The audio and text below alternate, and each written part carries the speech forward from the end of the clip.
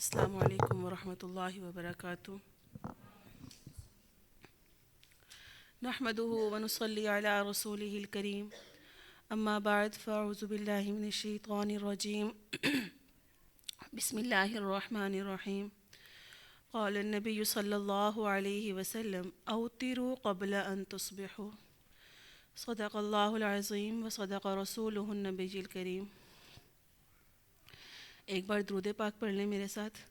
اللہم صلی علی محمد وعلی آل محمد کما صلیت علی ابراہیم وعلی آل ابراہیم انک حمید مجید۔ اللہم بارک علی محمد وعلی آل محمد کما بارکت علی ابراہیم وعلی آل ابراہیم انک حمید مجید۔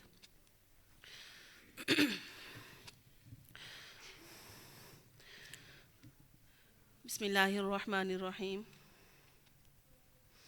نماز وتر۔ وتر طاق عدد کو کہتے ہیں۔ اصلاح شریعت میں اس سے وہ 3 رکعت والی نماز مراد ہے جو عشاء کے ساتھ متصل پڑھی جاتی ہے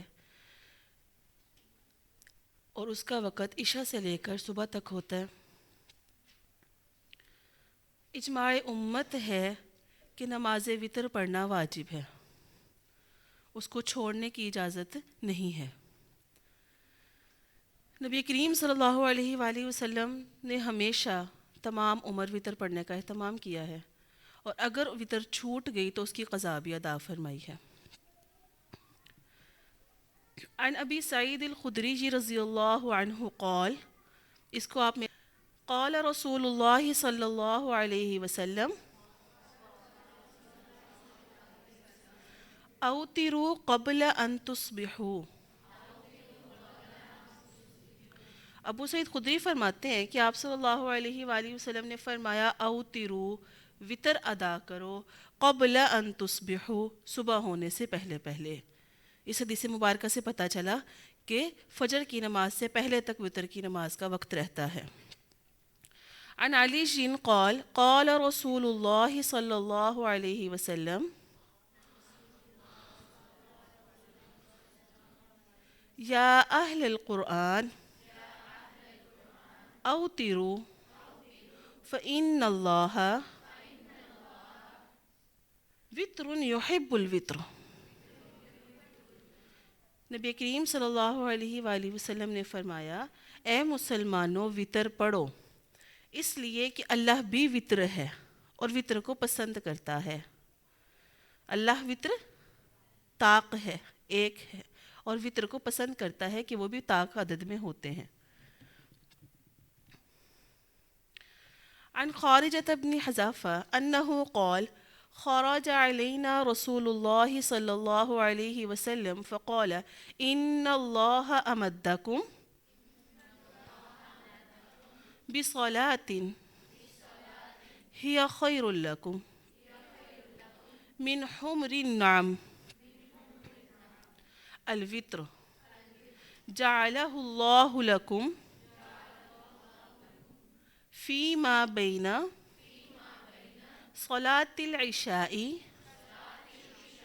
إلى أن يطلع الفجر۔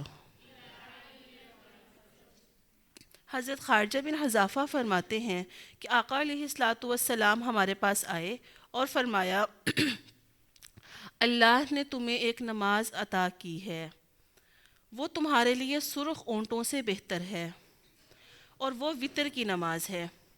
اللہ نے یہ نماز تمہارے لیے عشاء سے لے کر صبح تک کے وقت میں مقرر کی ہے۔ محدثین یہ کہتے ہیں کہ حمر النعم یعنی سرخ اونٹوں سے مراد یا اس سے بہتر ہونے کا مطلب کیا ہے کہ نماز وتر جو ہے وہ دنیا و ما فیہا سے بہتر ہے، کیونکہ عرب میں سرخ اونٹ بہت زیادہ قیمتی شمار کیے جاتے تھے، تو نماز وتر کا پڑھ لینا گویا کہ آپ کو دنیا و ما فیہا سے قیمتی ترین چیز مل گئی، اور اگر آپ نے اس کو چھوڑ دیا تو آپ کی قیمتی ترین چیز ضائع ہو گئی اور آپ نے اس کی قضا ادا کرنی ہے۔ عن ابی سعید الخدری رضی اللہ عنہ قال قال رسول اللہ صلی اللہ علیہ وسلم من نام عن وترہ او نسیہ فلیصلہ اذا ذکر۔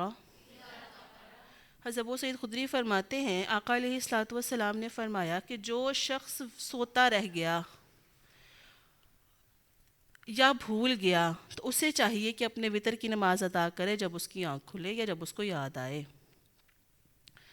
عن بریدہ قال سمعت رسول اللہ صلی اللہ علیہ وسلم یقول الوتر حق فمن لم یؤتر فلیس منا۔ الوتر حق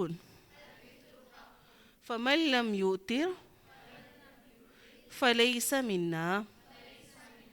الوتر حق فمن لم یؤتر فلیس منا۔ یہ تاکید ہے، آقا علیہ الصلوۃ والسلام نے 3 بار فرمایا کہ وطر حق ہے، جو وطر نہیں پڑے گا وہ ہم میں سے نہیں ہے۔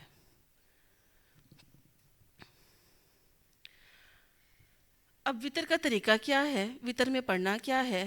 وطر کا طریقہ عام نماز کی ہی طرح ہے، لیکن تیسری رکعت میں قنوت پڑھنی ہوتی ہے۔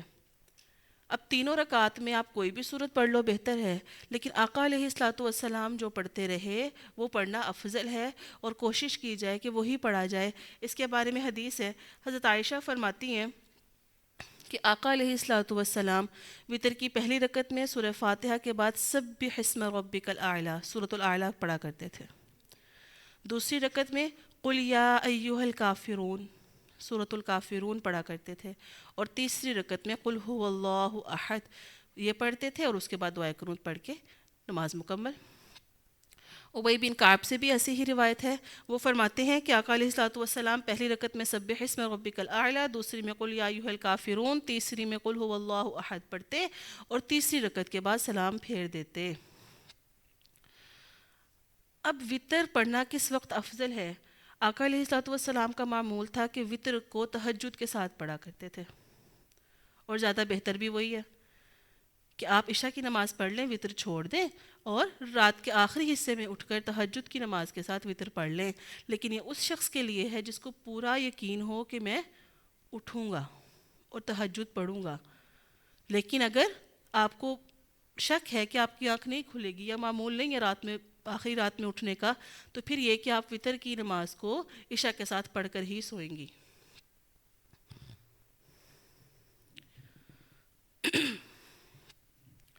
اب اگر وطر چھوٹ جاتا ہے تو اس کی قضا کرنی ہے۔ یہ کل کے سبق میں ہم نے پڑھا تھا کہ فرض نمازوں کے ساتھ ایک وطر کی نماز ایسی ہے جس کی قضا لازمی ہے۔ اس کی دلیل کیا ہے؟ حضرت ابو سعید خدری فرماتے ہیں کہ آپ صلی اللہ علیہ وآلہ وسلم نے فرمایا، ابھی اس کی عربی ہم پیچھے پڑھ کے گئے ہیں، ٹھیک ہے، کہ جو شخص وطر پڑھے بغیر سو گیا یا بھول گیا تو وہ جب یاد آ جائے وطر کو پڑھ لے۔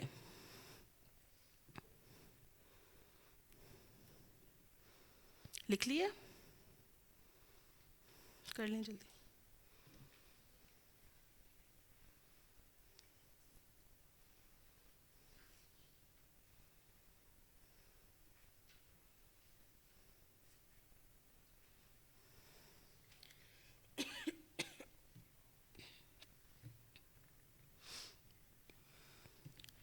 چلیے اب آگے دیکھیے، وطر کی تیسری رکعت میں دعائے قنوت پڑھنی ہے۔ دعائے قنوت پڑھتے ہوئے کیا کرنا ہے؟ تکبیر دوبارہ پڑھتے ہیں، اللہ اکبر کہہ کے آپ نے فاتحہ پڑھی، سورت پڑھی، اللہ اکبر کہا، اور دوبارہ پھر دعائے قنوت کے لیے ہاتھ باندھ کے آپ نے یہ دعا پڑھنی ہے، اللہم انا نستعینک ونستغفرک ونؤمن بک ونتوکل علیک ونثنی علیک الخیر۔ سین کی آواز نہیں، سیٹی کی آواز نہیں، نثنی، سا پڑھتے ہوئے اپنی زبان کو دانتوں کے درمیان میں، ونثنی علیک الخیر ونشکرک ولا نکفرک ونخلع ونترك من يكفرك اللهم إياك نعبد ولك نصلي ونسجد وإليك نسعى ونحفد ونرجو رحمتك ونخشى عذابك إن عذابك بالکفار ملحق۔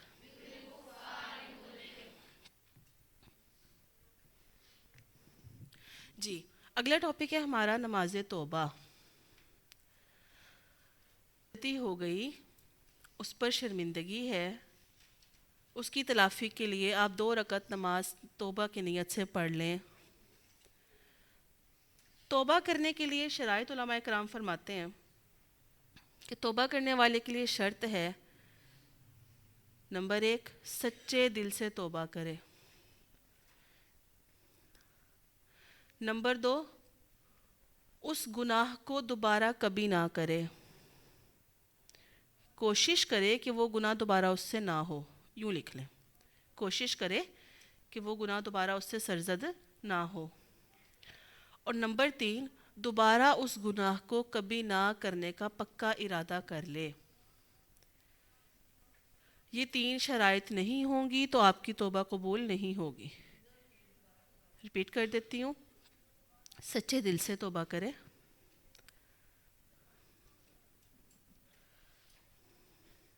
پختہ عہد کرے کہ دوبارہ یہ کام نہیں کروں گا، کہ دوبارہ مجھ سے یہ حرکت سرزد نہیں ہوگی، اس کو آپ کسی بھی طرح اپنے الفاظ میں لکھ لیں۔ اور تیسرے نمبر پہ پختہ عزم کر لیا، تیسرے نمبر پہ اس گناہ کو دوبارہ نہ کرنے کی کوشش کرے۔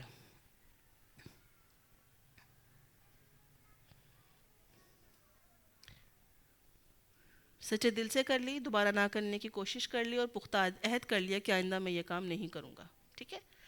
اب جو یہ ہم لفظی چلتے پھرتے توبہ کرتے ہیں، میری توبہ، وہ توبہ ہم دل سے بھی نہیں کر رہے ہوتے، ٹھیک ہے، تو اس طرح توبہ نہیں ہوتی۔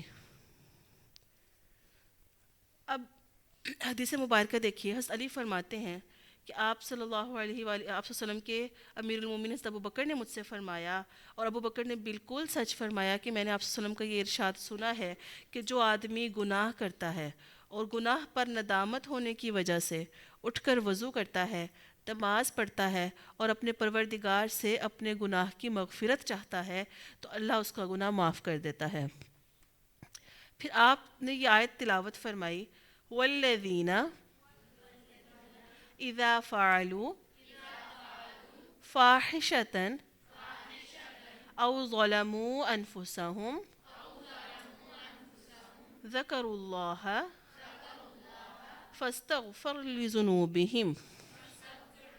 فاستغفروا لذنوبهم۔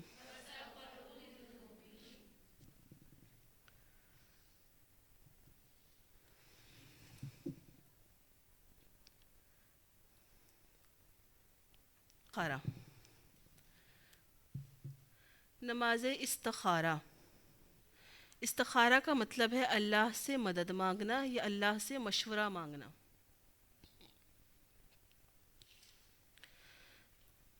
استخارے کا طریقہ کیا ہے کہ آپ نے 2 رکعت نماز پڑھی، سلام پھیر لیا، اس کے بعد استخارے کی دعا جو آگے ہم سیکھیں گے وہ پڑھ کے آپ نے اپنے کام کے لیے دعا مانگ لی۔ زبانی نہیں آتی، دیکھ کے پڑھ لیں، لکھ کے اپنے سامنے رکھ لیں۔ استخارے کی نماز کے لیے کوئی وقت خاص نہیں ہے، دن ہے، رات ہے، کوئی بھی وقت ہو آپ استخارہ کر سکتی ہیں۔ استخارے کے بعد، استخارے کی نماز پڑھنے کے بعد سونا بھی ضروری نہیں ہے، آپ کبھی بھی کر سکتی ہیں، کیسے بھی کر سکتی ہیں۔ ہمیں جواب کیسے ملے گا؟ ہم نے اللہ سے کسی کام کا مشورہ کیا تو جواب آپ کو کسی بھی اشارے کنائے میں مل جائے گا۔ بس اوقات آپ نے جس چیز کے لیے مشورہ کیا، یہ کروں یا یہ کروں، تو استخارہ کرنے کے بعد آپ کا دل ایک طرف راغب ہونے لگ جائے گا، یہ اشارہ ہے، استخارہ کرنے کے بعد آپ کو ارد گرد کے ماحول سے قرائن ملنے لگ جائیں گے کہ یہ چیز زیادہ بہتر ہے، یہ آپ کا اشارہ ہے۔ اگر ایک بار میں استخارہ کرنے کے بعد کوئی اشارہ نہیں مل رہا، دوبارہ تیسری بار کر لیں، چوتھی بار کر لیں۔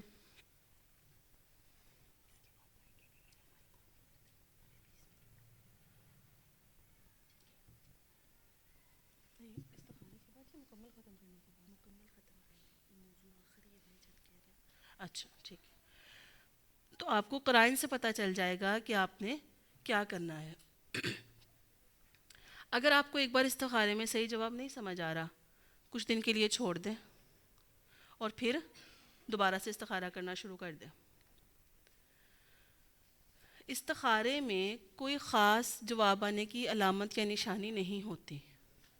سفید ڈھنڈی نظر آ جائے گی، سرخ نظر آ جائے گی، یہ ایسا کچھ بھی نہیں ہوتا۔ یہ کوئی ٹریفک لائٹس تھوڑی ہیں کہ لال بتی جل گئی تو خطرہ ہے، ٹھیک ہے، ہری جل گئی تو ٹھیک ہے، ایسا نہیں ہوتا۔ آپ کے دل میں اللہ پاک خیال ڈال دیں گے یا کسی اور طریقے سے آپ کو اشارہ مل جائے گا۔ استخارہ کرنا کن امور میں ہے؟ جو حلال اور جائز ہیں۔ ناجائز کام میں تو اللہ نے جب ایک بار منع کر دیا حرام ہے تو بس وہاں ہم استخارہ نہیں کریں گے، شراب پیوں یا نہ پیوں، کوئی گناہ کا کام ہے کروں یا نہ کروں۔ تو یاد رکھیے جو لوگ اللہ سے مذاق بناتے ہیں، اگر اللہ نے بنا دیا تو کہیں کے نہیں رہیں گے۔ تو استخارہ صرف جائز اور حلال کاموں میں ہے۔ کوئی رشتہ ہے اس طرف کروں یا اس طرف کروں، یہ حلال ہے۔ کاروبار ہے، شروع کروں نہ کروں، کسی شخص کو ملازمت پہ رکھنا ہے، اس کو نوکری دوں نہ دوں، ان امور میں آپ استخارہ کر سکتی ہیں، لیکن پہلے اسباب بھی پورے کریں گی۔ آپ کسی شخص کو ملازمت پہ رکھنا چاہ رہے ہیں، پہلے اس کی معلومات لیں، اس کو بلا کے اس سے گفتگو کر کے اس کے بارے میں جانچیں، پھر آخر میں جب آپ کی تسلی ہو جائے پھر آپ نے ایک بار اللہ سے مشورہ کرنا ہے، اس کے لیے آپ نے استخارہ کرنا ہے۔ استخارہ کرنے کے لیے ایک اہم چیز یہ ہے کہ استخارہ خود کرنا ہوتا ہے، کوئی آپ کے لیے استخارہ نہیں کر سکتا۔ جو مسئلہ آپ کو ہے اس کے ساری چیزوں سے آپ واقف ہیں، حالات سے واقف ہیں۔ اب آپ استخارہ کر رہی ہیں تو دل میں خیال آپ کے آئے گا یا کسی تیسرے بندے کے آئے گا؟ آپ کا استخارہ آپ کے لیے ہی ہے، آپ ہی کریں گی، تیسرا شخص آپ کا استخارہ نہیں کر سکتا، یہ غلط ہے۔ ایک ویڈیو دیکھی، کسی نے کال پہ استخارے کے لیے کہا، 2 منٹ میں نام وغیرہ پوچھ کے آنکھیں بند کر کے جواب دے دیا، ایسا کیسے؟ حدیث سے شریعت سے ایسی کوئی چیز ثابت نہیں ہے۔ آپ نے استخارہ خود کرنا ہے اور وہی صحیح طریقہ ہے۔ آگے استخارے کی دعا دیکھیے، اللہم انی استخیرک بعلمک واستقدرک بقدرتک واسألک من فضلک العظیم فإنک تقدر ولا اقدر وتعلم ولا اعلم وانت علام الغیوب اللہم ان کنت تعلم ان هذا الامر خیر لی فی دینی ومعاشی وعاقبت امری وعاجلہ وآجلہ فاقدرہ لی ویسرہ لی ثم بارک لی فیہ وإن كنت تعلم أن هذا الأمر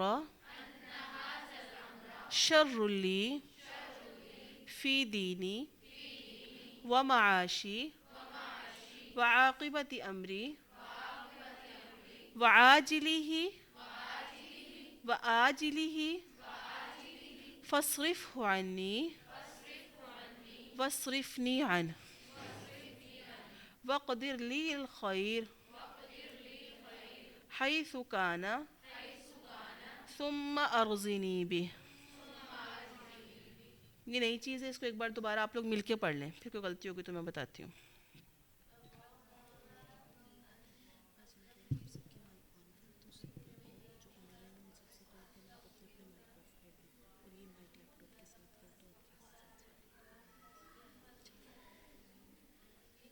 السلام علیکم. آپ نے کیا کہنا ہے؟ اچھا پیاری.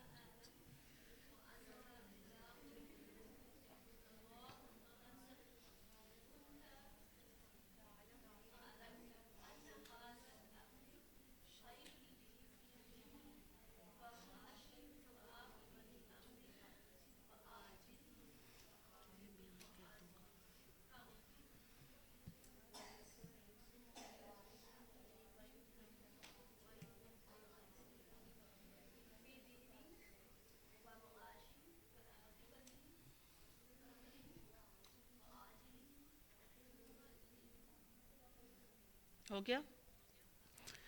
یہ آپ کا آج کا اسائنمنٹ، آپ نے زبانیں یاد کرنی ہے یہ دعا انشاءاللہ. اس کا ترجمہ دیکھ لیں. اللہم انی استخیرک بعلمک، اے اللہ میں تیرے علم کی وجہ سے تیرے سے استخارہ کرتی ہوں، اور تیری قدرت کی وجہ سے اور تیرا عظیم فضل مانگتی ہوں. بے شک تو قدرت رکھتا ہے، میں قدرت نہیں رکھتی. تو جانتا ہے، میں نہیں جانتی، اور تو غیبوں کو بھی جاننے والا ہے. اے اللہ اگر آپ کو لگتا ہے کہ یہ کام میرے لیے بہتر ہے، فی دینی میرے دینی معاملات میں، میرے معاشی، وعاقبت امری اور میرے کام کے انجام میں، اور جلد ہو یا بدیر ہو، تو اس کو میرے لیے مقرر کر دیجئے اور میرے لیے آسان کر دیجئے، پھر اس میں میرے لیے برکت ڈال دیجئے. کتنی پیاری دعا ہے. اور اگر آپ کو علم ہے کہ یہ کام میرے لیے برا ہے، اس میں شر ہے، میرے دینی، معاشی اور کام کے انجام کے معاملے میں، جلد ہے یا بدیر ہے، تو پھر مجھے اس سے پھیر دے اور اس کام کو مجھ سے پھیر دے، اور میرے لیے خیر کی تقدیر بنا دے جہاں سے تو مجھ سے راضی ہو جائے.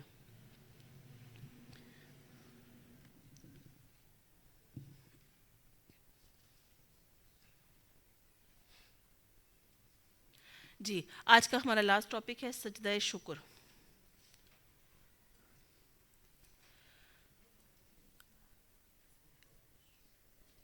ارشاد باری تعالیٰ ہے کہ اگر تم میرا شکر ادا کرو گے لَأَزِيدَنَّكُمْ، میں تمہیں زیادہ دوں گا. آپ کے پاس کوئی نعمت موجود ہے، آپ شکر ادا کرتی رہیں، اللہ کی قدر کرتی رہیں، اللہ پاک آپ کو مزید عطا کریں گے. اور ناشکری کرنے والوں سے اللہ چھین لیا کرتے ہیں، ناشکری کرنے والوں سے سکون بھی چھین جاتا ہے. سجدہ شکر، اللہ پاک نے ہمیں اتنا کچھ عطا کیا کہ ہم تو ہر وقت بھی سجدے میں رہیں تو اس کا حق ادا نہیں کر سکتے. جو چیز حاصل ہو جائے الحمدللہ کہنے کی عادت اپنی زبان کو ڈالیں. اپنے حاصل ہوئی چیزوں پر غور کریں.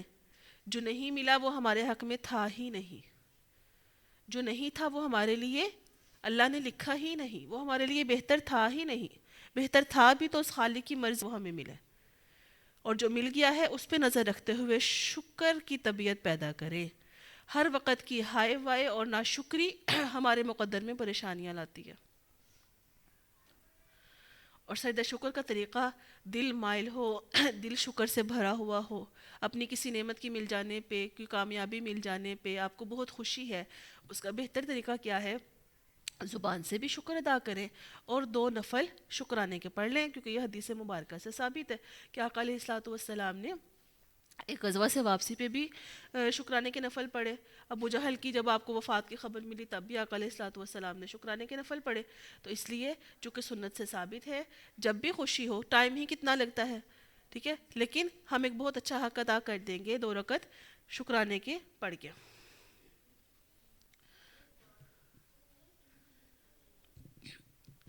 اور اگر آپ کے پاس ٹائم کم ہے تو آپ ایک سجدہ بھی کر سکتی ہیں شکرانے کا، اکیلا سجدہ کر لیا کافی ہو جائے گا. حدیث دیکھیے کہ نبی کریم صلی اللہ علیہ وآلہ وسلم فتح مکہ کے فوراً بعد اپنی چچا زاد بہن کے گھر تشریف لے گئے، غسل فرمایا، ہلکی قرت فرما کر 8 رکعت نماز ادا کی۔ اس نماز کو صلاۃ الفتح اور صلاۃ الشکر بھی کہتے ہیں، اور چونکہ چاشت کے وقت ادا کی تھی تو اس لیے اس کو صلاۃ الضحیٰ بھی کہتے ہیں۔ بہرحال اس نماز کی غرض کیا تھی؟ اللہ رب العزت کا شکر ادا کرنا۔ اسی طرح جب آقا علیہ الصلوۃ والسلام کو غزوہ بدر کے دن ابو جہل کی وفات کی خبر ملی، تب بھی آقا علیہ الصلوۃ والسلام نے نماز شکر ادا کی تھی۔ آگے ہے سجدہ تلاوت۔ قرآن پاک پڑھتے ہوئے کچھ آیات ایسی آتی ہیں جن کے سائڈ پہ سجدہ لکھا ہوتا ہے، ان کو ہم نے سجدہ کرتے ہوئے پڑھنا ہوتا ہے۔ فوری پڑھ لو وہ بھی ٹھیک ہے، ڈیلے کر دو ٹھیک ہے، بہتر ہے کہ ساتھ کے ساتھ پڑھ لو۔ کئی سجدے تلاوت آپ کے اکٹھے ہو گئے، آپ اکٹھے بھی ادا کر سکتی ہیں۔ کرنا کیسے ہے؟ نماز پڑھتے ہوئے سجدہ تلاوت جن آیات پہ ہے آپ نے ان میں سے کوئی آیت پڑھ لی، اب آپ تلاوت کر رہے ہیں، فوراً سجدے میں چلے جائیں، اللہ اکبر نہیں کہنا، بس سجدے میں گئیں، سجدہ کیا، کھڑے ہو کے واپس اپنے قیام میں آ گئیں۔ اور اگر قرآن پاک کی تلاوت کر رہی ہیں، بیٹھی ہوئی ہیں، تو بیٹھے بیٹھے ہی آپ نے سجدہ کیا اور اٹھ گئیں، بس آپ کا سجدہ تلاوت ادا ہو گیا۔ کوئی تکبیر نہیں ہے، کوئی سلام نہیں ہے، صرف آپ نے سجدہ کرنا ہے۔ اور جیسے سجدے میں تسبیحات پڑھتے ہیں، اس میں بھی پڑھنی ہے، آپ کا سجدہ تلاوت ادا ہو جائے گا۔ اب آپ ایک ہی جگہ پہ بیٹھ کے تلاوت کر رہی ہیں، مثال کے طور پہ یہ حفظ کی بچی ہیں، ان کا تو سبق ہے سجدہ تلاوت کی آیت، اب وہ تو اس کو 50 بار بھی دہرا رہی ہیں یاد کرنے کے لیے، تو اس پر ایک ہی سجدہ ہوگا جب تک آپ اس جگہ کو تبدیل نہیں کرتی۔ آپ نے یہاں پہ یاد کیا، اب آپ گھر جا کے بھی یاد کر رہی ہیں، تو اب وہاں پہ آپ کے اوپر ایک اور سجدہ وہ ہوگا واجب، ٹھیک ہے؟ اگر آپ ایک ہی جگہ پہ بیٹھ کے اس کو جتنی بھی بار اس آیت کو دہراتی جا رہی ہیں، سجدہ آپ کے پاس ایک ہی آئے گا۔